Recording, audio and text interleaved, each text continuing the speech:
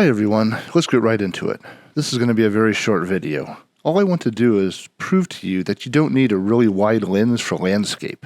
I know that is what a large majority of people say you need in order to show the entire scene, and for the most part they are right. But there are just way too many times when there is just too much in the photo and it becomes distracting, so you need to zoom in to just one subject.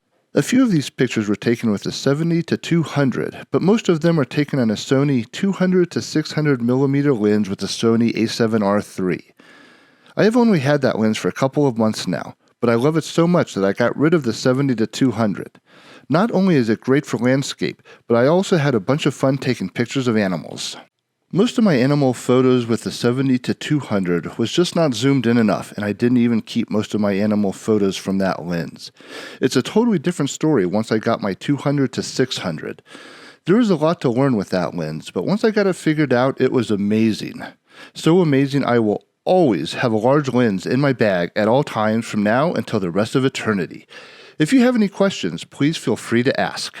If you like what you see, please like and subscribe. My wife and I are starting a new travel vlog. For the entirety of 2023, we will be traveling. We are going to the Gulf Coast of the United States, from southwest Texas to the Florida Keys, then north along the East Coast all the way to Nova Scotia, Canada. We plan on documenting it all on video and releasing a video once a week. We like sharing all the amazing places we have been and will be going to in the future.